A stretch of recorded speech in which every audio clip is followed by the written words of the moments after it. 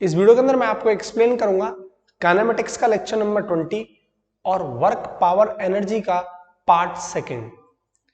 इस complete video के अंदर मैं आपको बताऊंगा कि कंजर्वेटिव फोर्स और नॉन कंजर्वेटिव फोर्स यानी संरक्षी और असंरक्षी पर छोटे छोटे क्वेश्चंस, लॉजिकली क्वेश्चंस कैसे बनते हैं एयरफोर्स और नेवी के एग्जाम में।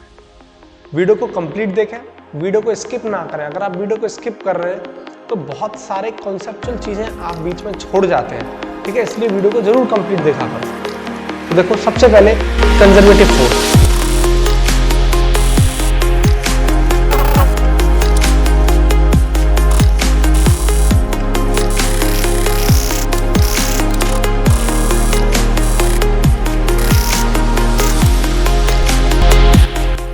कंजर्वेटिव फोर्स यानी संरक्षी बल,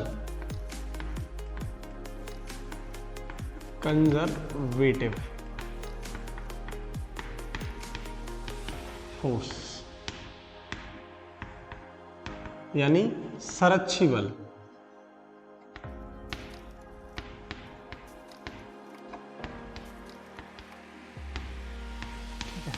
होती क्या है कंजर्वेटिव फोर्सेस, किन्हें कहते हैं कंजर्वेटिव फोर्स?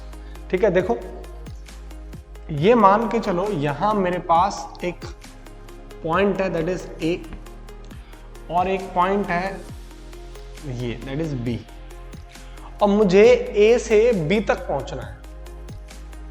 मुझे ए पॉइंट से लेके बी पॉइंट तक पहुंचना है। तो मैं या तो सबसे आसान रास्ता सीधा जा सकता हूं, यानी पहला रास्ता फर्स्ट पाथ तो यही हो सकता है पहुंचने का। दूसरा, मैं यूं पहुंच सकता हूं, यानी इस तरीके से जा सकता हूं, ये सेकंड पाथ हो सकता है। तीसरा, मैं ऊपर से आ सकता हूं इस तरीके से, ये थर्ड पाथ हो सकता है। और भी बहुत सारे पाथ हो सकते हैं। मैं घूम घाम के इस बी पॉइंट पर आ गया। मैं कैसे आ रहा हूं, मेरा रास्ता क्या है, इस बात पर कभी कंजर्वेटिव फोर्स डिपेंड नहीं करती। मतलब वो तो सिर्फ इनिशियल और फाइनल पॉइंट कौन सा है इस बात पर डिपेंड करती है, इस बात पर निर्भर करती है। वो कभी भी इस बात पर डिपेंड नहीं करती कि तुम किस रास्ते से होके आ रहे हो, पाथ का नेचर कैसा है, पाथ पर डिपेंड नहीं रहती, पाथ पर इंडिपेंडेंट रहती है। यानी मैं सिंपल सा अगर लिखूं कि कंजर्वेटिव फोर्स का मतलब क्या होता है कि विच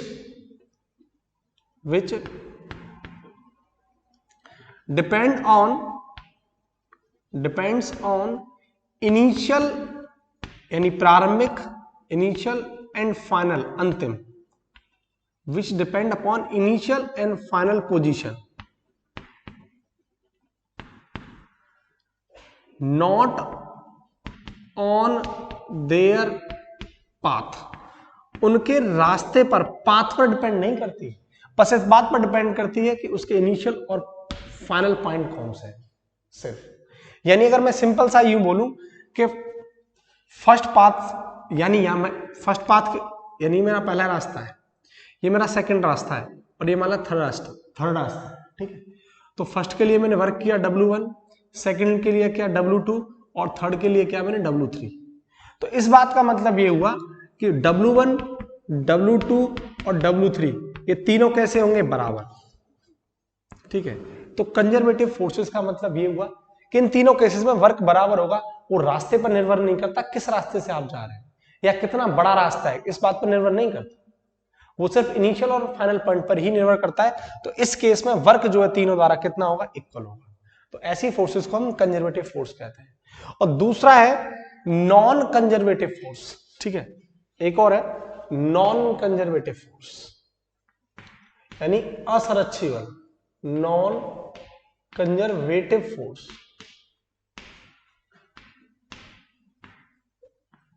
ठीक है। इसको बोलते हैं असंरक्षी बल।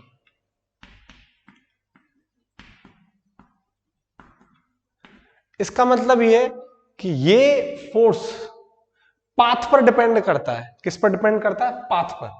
तो विच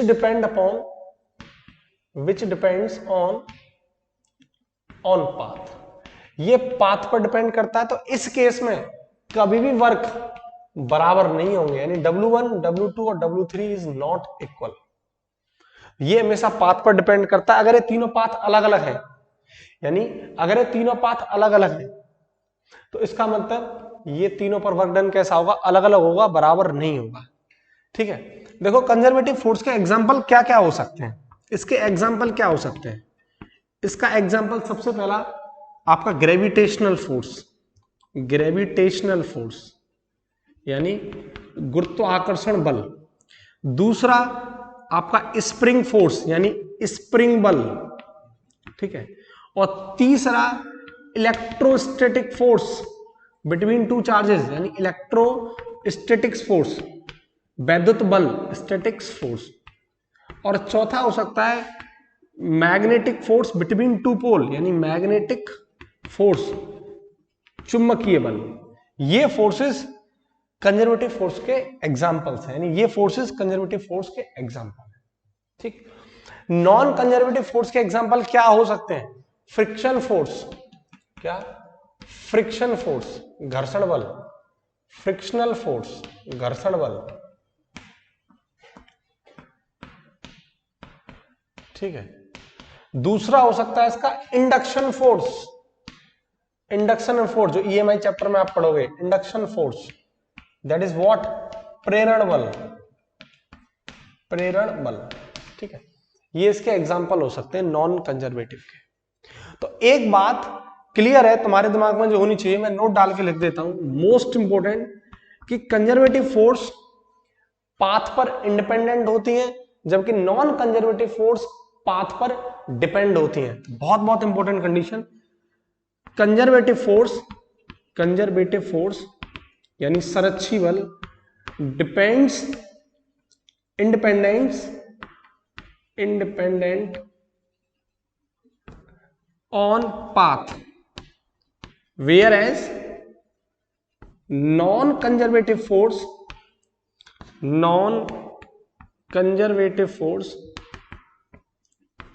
डिपेंड्स ऑन पाथ। ये बात क्लियर है। तो जो नॉन कंजर्वेटिव फोर्स है वो पाथ पर डिपेंड करती हैं और जो कंजर्वेटिव फोर्स हैं वो पाथ पर डिपेंड नहीं करती। ठीक है, ये चीजें आप बहुत अच्छे से नोट करो। इसके बाद मैं आपको एक क्वेश्चन कराता हूं और उस क्वेश्चन से बताता हूं कि वाकई में क्या ऐसा पॉसिबल है कि कंजर्वेटिव फोर्स के अंदर जो वर्क डन है फर्स्ट पाथ द्वारा या सेकंड पाथ द्वारा या थर्ड रास्ते द्वारा बराबर होगा। ये बात आपको मैं क्वेश्चन से सॉल्व कराया। ठीक, अब देखो क्वेश्चन क्या बोल रहा है, ये मेरे पास यहां एक m मास का बॉक्स रखा हुआ है। ठीक है, और ये m मास का बॉक्स किसी इनक्लाइंड प्लेन पर रखा हुआ है, यानी ऐसे आनत तल पर। ठीक है, इस तरीके से रखा हुआ है। ठीक,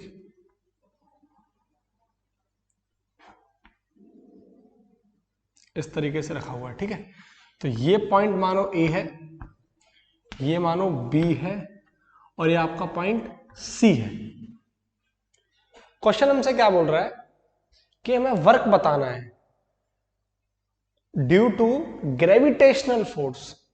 मैंने आपको वर्क पावर एनर्जी के फर्स्ट पार्ट के अंदर एक्सप्लेन किया था कि वर्क आप यूं ही फाइंड आउट नहीं कर देते हो, वर्क आप जब निकालोगे तो किसी स्पेसिफिक फोर्स के लिए आप फाइंड आउट करते हो। ठीक है, तो इस केस में सवाल आपसे बोल रहा है कि find the work done, find work done due to gravitational force यानी गुरुत्वीय बल की वजह से, ग्रेविटेशनल फोर्स ये हमसे निकलवा रहा है। देखो अब ये बॉक्स है, मैं इसको C पॉइंट पर ले जाना चाहता हूं, इस पॉइंट पर। तो मेरे पास क्या रास्ता है, एक रास्ता तो ये है कि मैं इसको ऐसे लेके जाऊं। ठीक है, एक रास्ता तो ये है, इसको बोल रहा हूं मैं फर्स्ट रास्ता। ठीक है, पहला रास्ता। और दूसरा रास्ता मेरे पास क्या है, मैं इसको ऐसे ले जाऊं पहले और फिर इसको ऐसे ले जाऊं। ये मेरे पास इसका दूसरा रास्ता है, सेकंड रास्ता। ठीक है, मैं आपको इस क्वेश्चन में ये प्रूफ करना चाहता हूं कि A से C तक ले जाने में और A से B और B से लेके C तक ले जाने में जो वर्क हुआ है वो बराबर हुआ है। क्योंकि ग्रेविटेशनल फोर्स कैसी फोर्स है, कंजर्वेटिव फोर्स। और कंजर्वेटिव फोर्स कहती क्या थी कि कभी भी ये फोर्स पाथ पर डिपेंड नहीं करती। इसका मतलब ये वाला वर्क और ये वाला वर्क कैसा होगा, बराबर होगा। क्लियर, और बिल्कुल होगा भी। देखो मैं आपको प्रूफ करता हूं।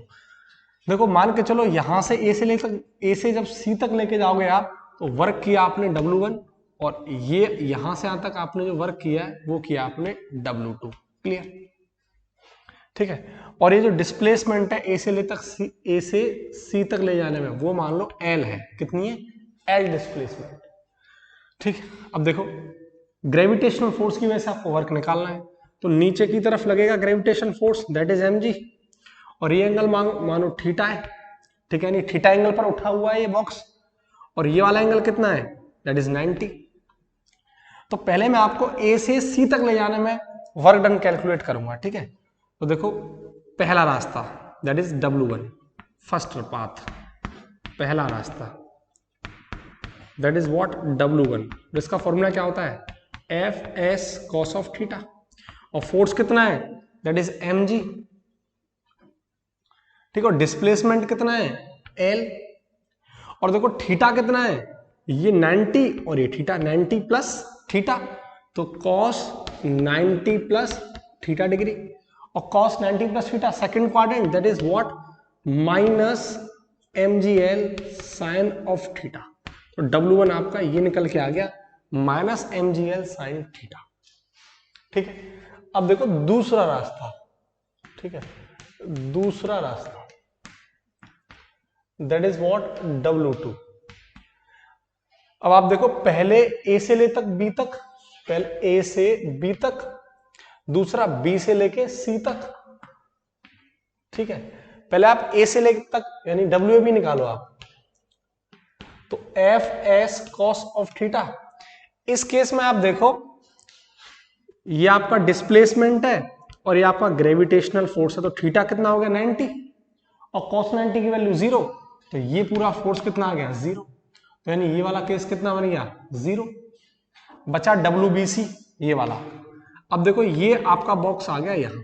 ठीक है, तो इस पर ग्रेविटेशनल फोर्स कहाँ लग रहा होगा, mg नीचे, और डिस्प्लेसमेंट कहाँ हो रहा होगा, ऊपर की तरफ। तो थीटा इस केस में कितना होगा, 180। तो इस केस में जो थीटा होगा वो कितना होगा, 180, that is Fs cos theta, that is cos 180 degree. लेकिन आपको क्या निकालना है, BC, ये डिस्प्लेसमेंट आपको BC की वैल्यू कैलकुलेट करनी है। तो कैसे आप कैलकुलेट करोगे, यहां से आप निकालो दैट इज साइन थीटा। तो साइन थीटा क्या हो जाएगा, perpendicular, that is BC by hypotenuse AC। तो BC यहां से निकल आएगा, BC क्या हो जाएगा, AC साइन ऑफ थीटा, और AC क्या माना हुआ है, L। ठीक है, तो BC की वैल्यू कितनी निकल के आ गई, L साइन थीटा। तो जो डिस्प्लेसमेंट यहां निकल के आएगा वो कितना हो जाएगा, F तो हो जाएगा mg, और डिस्प्लेसमेंट कितना, L, that is what, cos 180 की वैल्यू -1, माइनस साइन थीटा। ठीक है, तो जो BC है यानी जो डिस्प्लेसमेंट है ये वाला, ये कितना हो जाएगा, L साइन थीटा, cos 180 की वैल्यू माइनस, तो ये कितना आ जाएगा, माइनस mgl साइन थीटा। तो 0 plus minus mgl sine theta, ये निकल के आ गया आपका माइनस mgl साइन थीटा। अब आप देखो ये वाला वर्क देखो आप, और आप ये वाला वर्क देखो, दोनों कैसे हैं, बराबर। इसका मतलब वाकई में बात सही थी कि कंजर्वेटिव फोर्स के लिए हमेशा वो कभी भी पाथ पर डिपेंड नहीं करती। उस केस में हमेशा वर्क क्या रहता है, बराबर। तो यहां W1 बराबर क्या हो जाएगा, W2। क्लियर, ठीक। अब एक और क्वेश्चन आप यहां देखो, मोस्ट इंपोर्टेंट चीज, बहुत इंपोर्टेंट चीज, नेवी का क्वेश्चन पूछा गया है कि किसी क्लोज्ड पाथ के लिए, ठीक है, किसी क्लोज्ड पाथ के लिए कंजर्वेटिव फोर्स में वर्क कितना होता है। यानी मैं तुमसे यूं बोलूं, देखो इस तरीके से आप यहां देखो, जैसे ये पॉइंट है, ठीक है, ये ए पॉइंट, ये बी पॉइंट, ये सी, ये डी और ई, ये आपके पास एक क्लोज पाथ है। ठीक है, ये क्लोज पाथ है। तो इस क्लोज पाथ में कंजर्वेटिव फोर्स के लिए वर्क डन कितना होगा। बहुत बहुत इंपॉर्टेंट कंडीशन में एक इंपॉर्टेंट नोट डाल के लिख रहा हूं, इन कंजर्वेटिव फोर्स संरक्षी बल में work done in closed path will be 0। याद रखना, बहुत इंपॉर्टेंट कंडीशन, हमेशा 0 होता है। क्यों होता है? आप देखो, ये ए पॉइंट, ए से मैं चल रहा हूं, ये इनिशियल पॉइंट है, घूमते हुए लौट के कहां आऊंगा मैं? ए पॉइंट पर। जब क्लोज पाथ की बात कर रहा हूं तो घूमते हुए कहां लौट के आऊंगा? ए पॉइंट पर। जो मेरा इनिशियल पॉइंट है वही मेरा फाइनल पॉइंट है। और कंजर्वेटिव फोर्सेस पाथ पर कभी डिपेंड नहीं करती। तो जिस पॉइंट से मैं चला था उसी पॉइंट पर वापस आ गया, तो वर्क कितना किया? 0। मेरी बात समझ पा रहे हो? कंजर्वेटिव फोर्स कभी भी पाथ पर डिपेंड नहीं करती हैं, पाथ पर इंडिपेंडेंट होती हैं। और मैं क्लोजेस्ट पाथ में ए से चला और कहां गया? ए पर। जो मेरा इनिशियल पॉइंट था वही मेरा फाइनल पॉइंट था। तो कितना चला? 0। बहुत बहुत इंपॉर्टेंट कंडीशन, कंजर्वेटिव फोर्सेस जो है क्लोजेस्ट पाथ में हमेशा वर्क डन कितना होता है? 0। ये चीजें आप नोट करो बहुत अच्छे से। अभी मैं आपको बहुत अच्छे अच्छे सवाल और कराऊंगा। अब देखो नेक्स्ट क्वेश्चन। क्वेश्चन क्या बोल रहा है कि अगर किसी बॉल को या किसी बॉडी को अगर हम ऊपर की तरफ थ्रो करें, अपवर्ड डायरेक्शन में ऊपर की तरफ थ्रो करें, तो work done by gravitational force कितना होगा? ठीक है, तो पहला सवाल ये है कि ये मेरे पास एक बॉल है और इस बॉल को मैं ऊपर की तरफ फेंक रहा हूं, थ्रो कर रहा हूं, ठीक है, h हाइट पर। तो work done by gravitational force कितना होगा? तो क्लियर। तो पहला सवाल, find the work done if, ऐसे लिखो, इफ बॉल या body is throne upward, is thrown upward in upward direction, in upward direction, then work done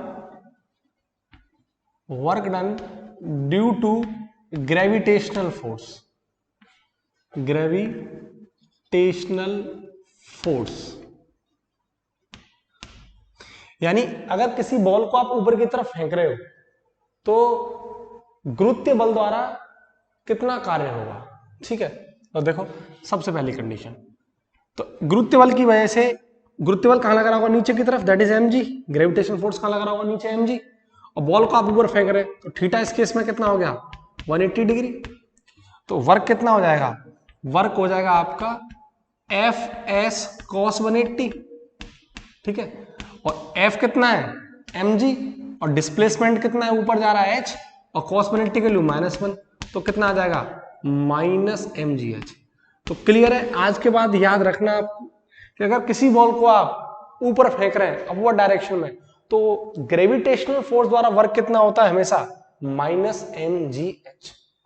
दूसरा सवाल अगर यहीं से ये बना दिया जाए कि अगर बॉल को आप नीचे की तरफ फेंक रहे हो तो work done by gravitational force कितना होगा? ठीक है, तो दूसरा क्वेश्चन यही है। देखो ये बॉल है और इसको आप नीचे की तरफ थ्रो कर रहे हो, ठीक है, तो वर्क कितना होगा? ड्यू टू ग्रेविटेशनल फोर्स, गुरुत्व बल की वजह से। तो देखो गुरुत्व बल दैट इज mg नीचे की तरफ लगेगा और h हाइट पर वो नीचे की तरफ फेंका जा रहा है ऊपर से, ठीक है। तो देखो थीटा इस केस में कितना हो गया? 0 डिग्री। जिस डायरेक्शन में आपका फोर्स है उसी डायरेक्शन में डिस्प्लेसमेंट है, तो थीटा कितना हो गया? 0 डिग्री। तो वर्क कितना हो जाएगा? fs cos 0, और cos 0 की वैल्यू 1, और f कितना है? mg, और s कितना है? h। तो वर्क कितना हो जाएगा इसमें? Positive mgh।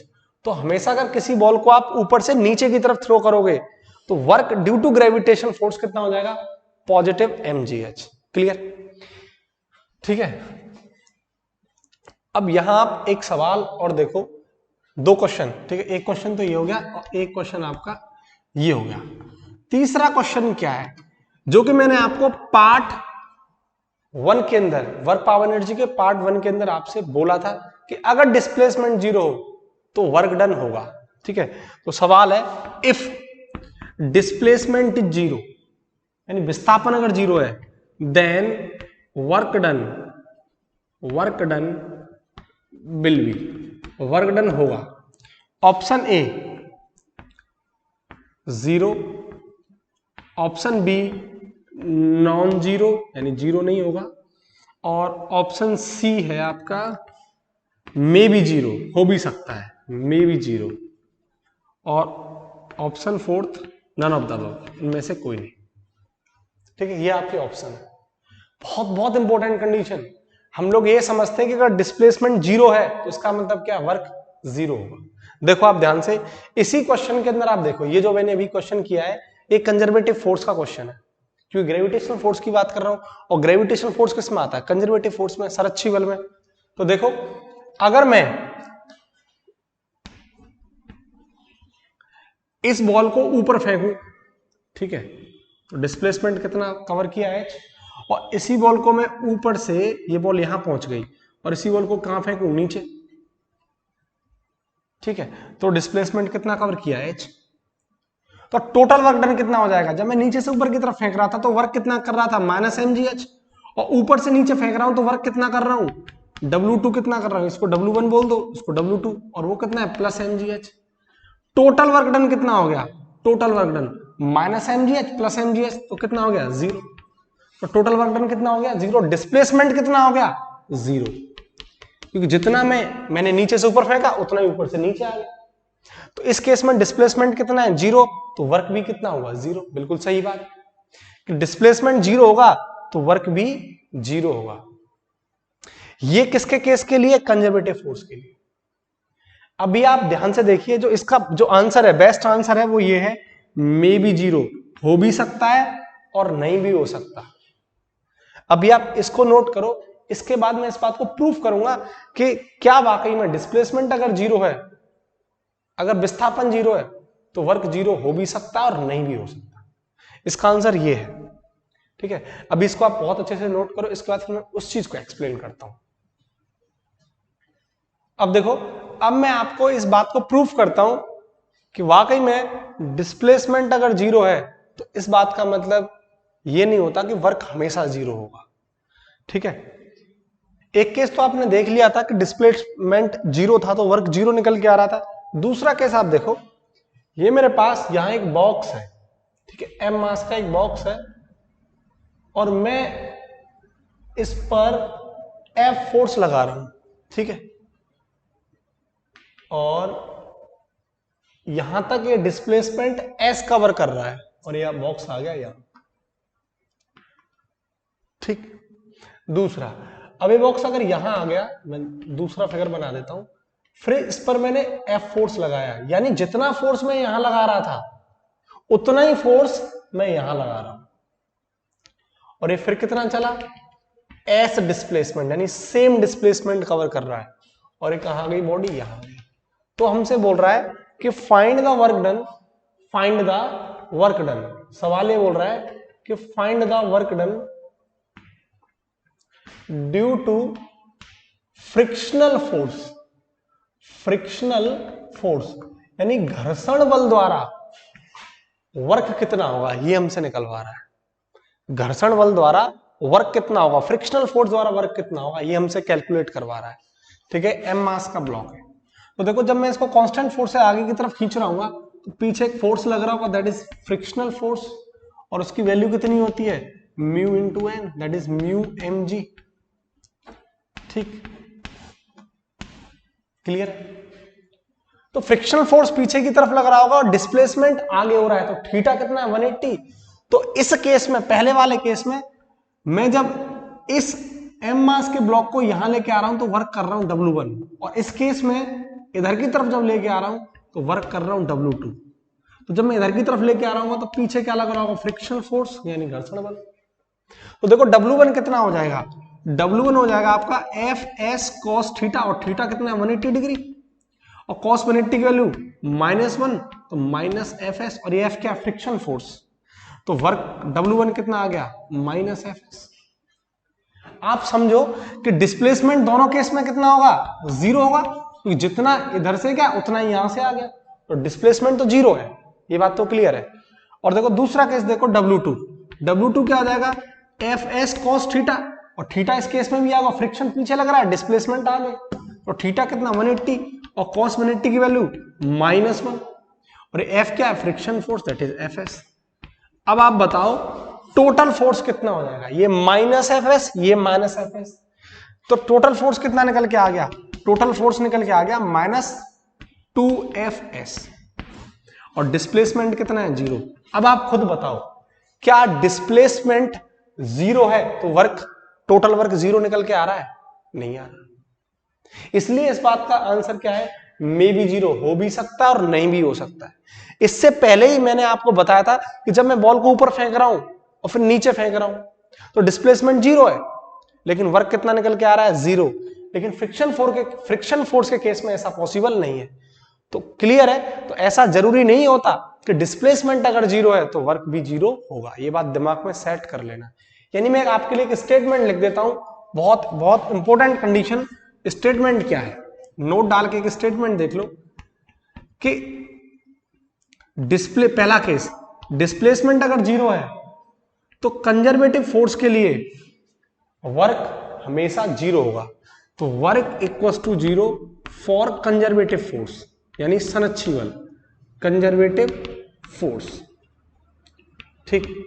दूसरा केस क्या है कि अगर डिस्प्लेसमेंट 0 है तो वर्क 0 नहीं होगा, किसके लिए? नॉन कंजर्वेटिव फोर्स के लिए, असरच्छिवल के लिए। और आप देख चुके हैं फ्रिक्शनल फोर्स क्या है, असरच्छिवल। तो बहुत बहुत इंपॉर्टेंट कंडीशन ये वाली आपको क्लियर हो जानी चाहिए। अगर डिस्प्लेसमेंट 0 तो वर्क 0 होगा, किसमें? कंजर्वेटिव फोर्स के लिए। और डिस्प्लेसमेंट अगर 0 तो वर्क 0 नहीं होगा, किसके लिए? नॉन कंजर्वेटिव फोर्स के लिए। तो अगर इस सवाल के अंदर ऐसा दे रखा होता कि डिस्प्लेसमेंट 0 है तो then work done due to non conservative force, तो नॉन कंजर्वेटिव की फोर्स से वर्क कितना होता? 0 नहीं होता। और ऐसा दे रखा होता कि work done due to conservative force, तो इसका आंसर क्या था? 0।